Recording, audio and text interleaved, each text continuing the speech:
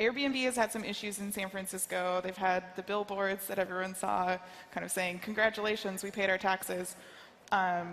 They campaigned for a law here in San Francisco that would cap short-term rentals, and now they're suing over an amendment to the same law. What do you make of Airbnb's strategy? Me? Yeah. Definitely you. Yeah. I think Airbnb is really a model of many of the things that we think about of how to approach regulators and deal with regulatory problems or regulatory challenges. Some of the things we think about are, and that we encourage our companies to do, for example, are, one, develop what we call your pro-innovation story. I think Airbnb has done a very effective job of this, of developing statistics, numbers, to be able to go into cities that might be skeptical of room sharing, home sharing, and say, hey, listen, this is bringing tourist dollars to parts of the city that otherwise wouldn't get them. Right? We are, as a company, remitting occupancy taxes from homeowners who are renting out their homes. That's also helping you as a city.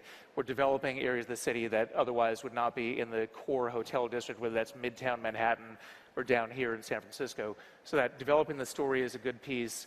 They've obviously hired a great team, and when we think about it at Andreessen Horowitz, trying to help our companies grow to a point of expertise, when you've got the kind of teams they have with Chris Lehane running government relations, Rob Chestnut, a very experienced GC running, that's great. They've already arrived on that front. Those are very sophisticated tactics.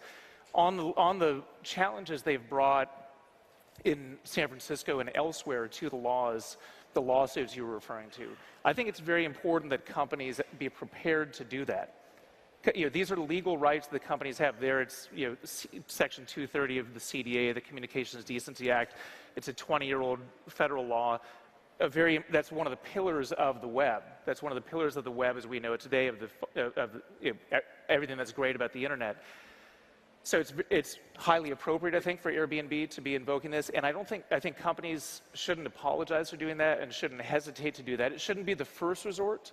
But if you've gone and made your case to the city or to the state or to the feds and they do something that infringes on your rights, you got to be willing to go ahead and file a lawsuit. Yeah, I mean, I would just add one thing, which is I don't think these companies have done anything wrong. If you are following the presidential elections, which we all are, I think a lot of these biases are very real in society, right? So when you become a ubiquitous company, those biases start to show up on your own platforms as well. So I think they're doing all the right things to help make sure,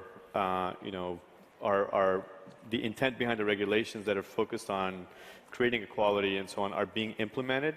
But this is just a new in that regard. It's not they're doing it. It's more like how do they help the regulators manage those biases with their algorithms, much like rules and regulations used to do it in the past. Mm-hmm. So looking back on what they've done in the regulatory space, are there things that you think they could have done differently or should have done differently?